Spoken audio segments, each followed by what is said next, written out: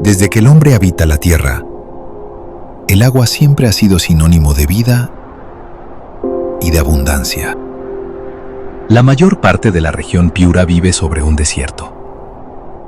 Las lluvias que desde hace siglos nos trae el Niño deberían ser la bendición ancestral más sagrada para nuestro pueblo.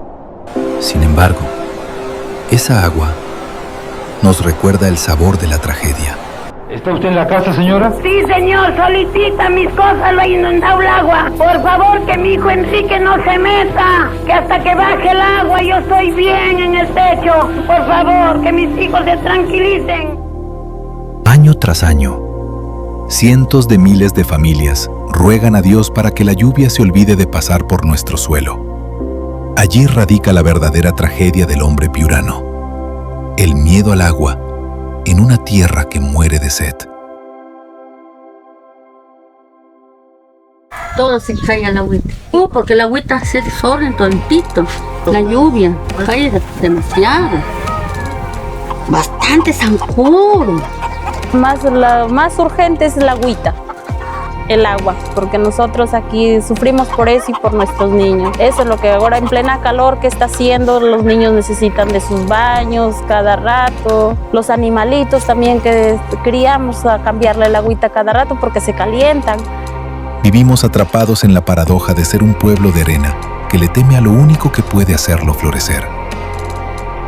Parece que hemos olvidado una verdad fundamental de la vida: toda bendición rechazada se convierte en maldición.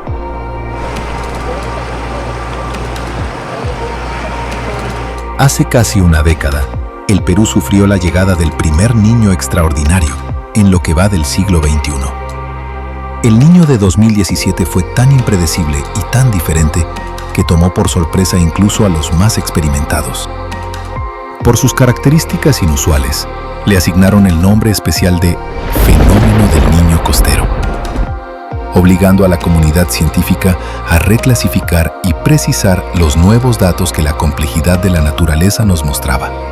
En lo social, ocasionó grandes tragedias en todo el país, alcanzando su clímax con el desborde del río Piura el 27 de marzo de 2017. El niño costero golpeó intensamente a 874 distritos de un total de 1.850 en todo el país, casi el 50% del territorio. 13 regiones fueron afectadas por la emergencia que comenzó a inicios del 2017. Carapongo y Huachipa sufrieron los embates de este fenómeno. El desborde de los ríos y la caída de Huayco sumergió en el lodo y el barro cientos de viviendas. El puente peatonal que une los distritos de San Juan del Lurigancho y el Agustino colapsó debido a la crecida del río Rímac.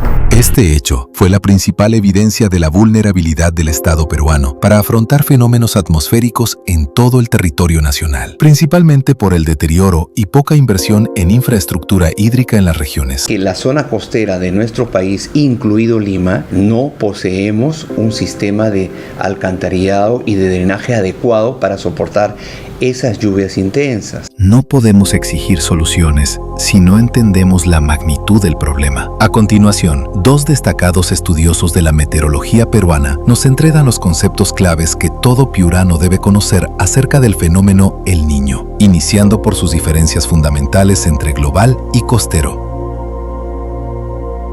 La palabra niño para definir el calentamiento del mar en Piura es un invento de los viejos pescadores del norte del Perú, probablemente del siglo XIX, que veían que las aguas frías de Piura normalmente se calentaban, venían otras especies marinas y llovía en Piura. A eso le llamaron el niño. A mediados de los años 50, científicos que estudiaban el comportamiento del clima global encontraron que cuando este fenómeno se producía en Perú, también se producía en el centro del Océano Pacífico, en esta región llamada Niño 3.4, y decidieron llamar al calentamiento en el centro del Pacífico El Niño. Entonces secuestraron el nombre de nuestro evento litoral a su evento del centro del Pacífico. Generalmente se presentan los dos juntos, entonces siempre lo conocíamos como fenómeno del Niño. Entonces cuando se calienta el centro del Pacífico, tú escuchas noticias internacionales que dicen hay el Niño. Ese es el Niño del centro del Pacífico. Pero hay años como este donde todavía la región central del Océano Pacífico está fría, como ves ahí en la imagen, y eso pasaba en marzo del 2023, pero en la costa peruana ya se empezaba a calentar y se produce el Niño. Entonces, para discernir de la atemporalidad, la falta de sincronía entre uno y otro al momento de calentarse, se dividió en 4 pedazos el Pacífico ecuatorial: la región Niño 1 frente a Perú, la región Niño 2 frente a Ecuador, la región Niño 3 de Galápagos mar afuera y la región 4 que está de la región 3 hacia Indonesia. Para el caso del Perú, el que nos importa es el costero. Entonces, ahora se ha calentado la costa, no el centro del Pacífico. Por eso se ha hecho esa diferenciación, ¿de acuerdo?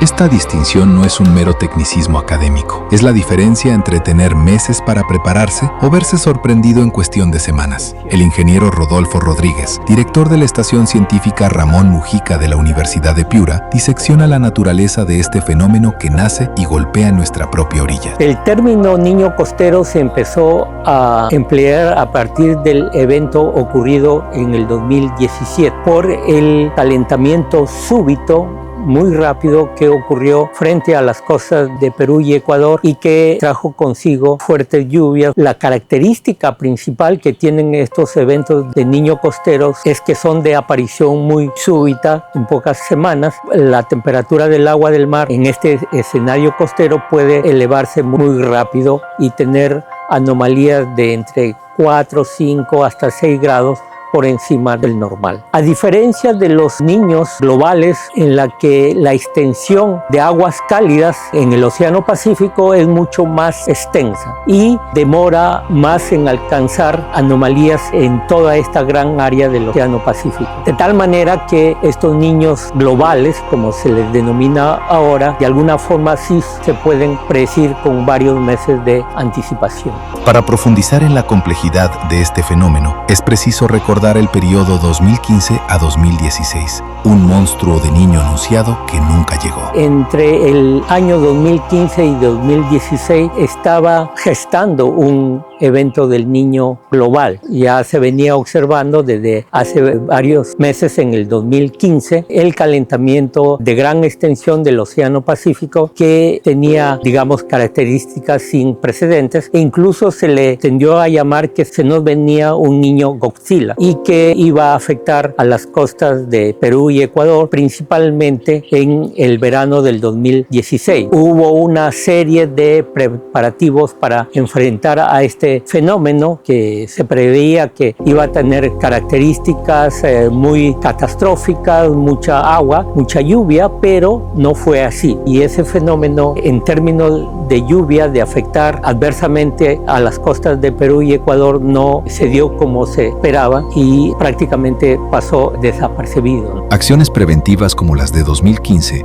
no se priorizaron a gran escala en 2016, tras la espera y posterior desactivación del niño Godzilla del centro del Pacífico. Bajamos la guardia.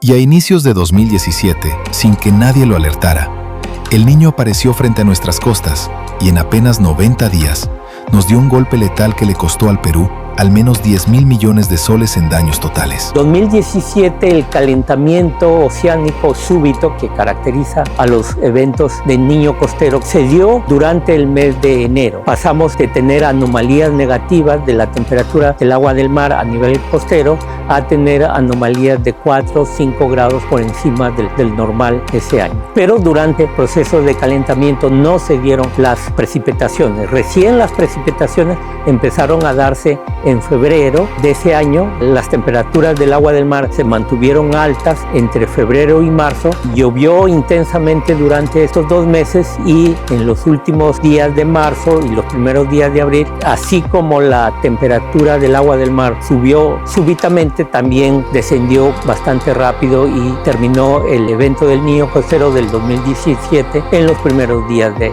abril. Abraham Levy nos advierte sobre el error más peligroso cuando se estudia el niño: creer que el próximo golpe será igual al pasado. Lo que hay que tener bien claro es que ningún niño es igual al otro. No podemos caer en la trampa de la analogía. Hay cosas que se parecen, sí, claro. El mar se calienta, sí, está bien. Pero hay matices del viento, de si se calienta más en la costa o mar afuera. En el año 2016 esperábamos un desastre, pero que resulta que el mar estaba más caliente a la altura de Galápagos que a la altura de la costa peruana. Entonces la lluvia se concentró en Galápagos y no vino a la costa peruana, etc. Y después bajamos la guardia guardia y en el año 2016, a mitad de año, se empieza a formar la niña, que es lo opuesto al niño, en el centro del Pacífico, y en el 2017, ¡pa!, te golpea el niño costero y nos mete una paliza.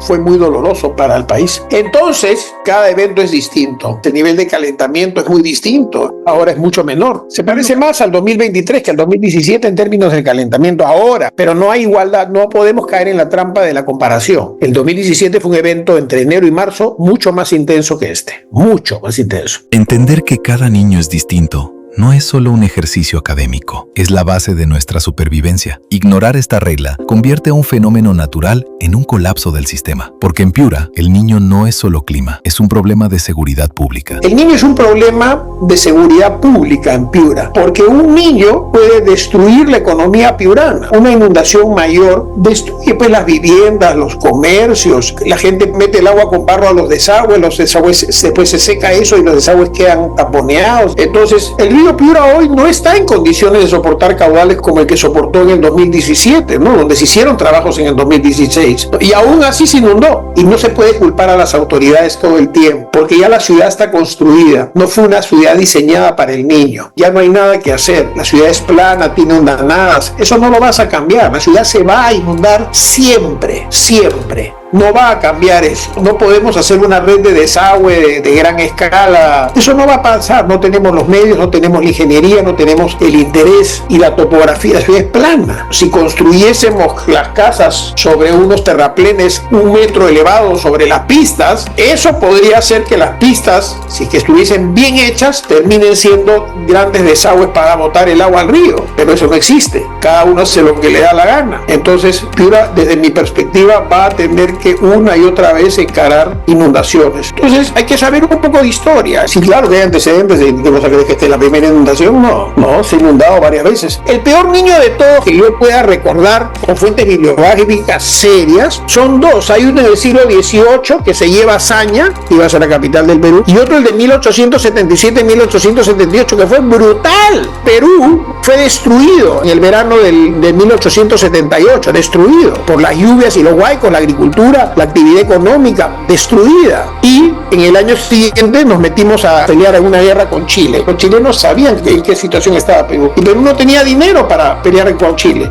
La mención de la guerra con Chile y cómo un país destruido por el clima es un país vulnerable es un argumento demoledor que eleva el problema a un tema de soberanía nacional. Esto no tiene nada que ver con el cambio climático. El cambio climático también es discurso. Tiene un componente cierto, sí. El cambio climático existe, pero es discutible en el tema del niño. No, el niño está ahí. Siempre hemos tenido niños. En 1925 no había cambio climático y fue el peor niño de todos. Ahora, lo que pasa es que la Piura del año 2017 no es la misma que el año 1925. La Piura de 1925 era una pequeña villa. Y la cuenca en 1972 y 73 tuvimos lluvias muy fuertes. Y no habían trabajos de prevención. En el año 72 también se salió el río. Pero no hay prensa. Se salía por un lado, se salía por el otro lado. La crecida grande de la población ha sido pues cuando vino la migración del campo a la ciudad. Y eso fue en fines de los 60, principios de los 70. Eso es lo que pasó. Abraham Levy no ve solución inmediata al problema. No es pesimista por falta de datos, sino por exceso de memoria. Yo soy pesimista en relación a eso. Yo he visto varios niños, 82, 83, 87, 92, 97, 98, 2015, 2016, 2017, 23, ahora. Yo no tengo ninguna esperanza de que esto vaya a cambiar, ninguna. O sea, lo único que tú puedes hacer es hacer un trabajo gigantesco de excavación dentro del río Piura y un trabajo hidráulico increíble para que en lo posible todas las quebradas deriven. Es una obra millonaria. No sé si existe ese diseño. Entonces, ¿cómo hacemos para hacer un plan de 15, 20 años para defendernos, ¿no? Vamos a perder Poechos. ¿Cómo vamos a hacer en Piura? ¿Cómo vamos a hacer en los próximos 20, 25 años cuando Poechos ya no tenga tanta capacidad? Porque va a venir un par de niños que le van a meter una cantidad brutal y ya no va a haber prácticamente agua para la demanda creciente. Es todo un esfuerzo por educar a la población y educar a los ingenieros para hacer las cosas bien, para un evento que viene una vez a las 500. Ahora está viniendo con más frecuencia, si es que este se materializa más fuerte aún, porque a la ciudad de Piura no le ha golpeado fuerte. Es difícil hacer ver esto al público, porque el público no conoce la dinámica del funcionamiento de las temperaturas del mar, cómo varían cada día, cada semana, qué pasa encima del océano, qué pasa debajo del océano, cómo influyen los vientos. Eso es muy difícil de hacerle entender al público, y no quiere. Y yo, si tendría a mi cargo la educación, tendría que enseñarle a todos los niños y jóvenes del norte del Perú lo que significa el niño en sus vidas. Esto es un evento que puede ser catastrófico y te puede arruinar a tu casa, a tu pequeño negocio, a tu trabajo. De eso se trata. Las prioridades en el Perú están trastocadas y la gente tiene otras necesidades, los gobiernos regionales tienen otras necesidades y la política está hecha en el Perú en función de los intereses de los políticos, no en función de los intereses de la gente. Entonces, por eso soy escéptico. Llevamos 5 siglos muriéndonos de sed en este desierto. Un país que no puede gestionar su clima es un país indefenso. El problema no es el niño, es nuestra incapacidad nacional de no saber gestionar la abundancia que haría florecer este desierto. La tragedia de Piura no es mística o climática, es una tragedia de memoria. Es el fracaso a la visión de futuro de una nación próspera y es el gran reto de la educación nacional. Si la escuela se involucra desde ahora, es posible que los piuranos de las próximas décadas sean mejores ciudadanos que nosotros y sepan prevenir antes que lamentar. O paramos nuestras diferencias y nos ponemos a construir una ingeniería física y social que responda en semanas al niño, principalmente al costero. O seguiremos escribiendo poemas trágicos sobre ciudades del desierto enterradas bajo el lodo. En el siguiente capítulo, Levi y Rodríguez nos cuentan detalles inéditos del 27 de marzo. Además, contamos lo ocurrido desde las voces de sus principales protagonistas.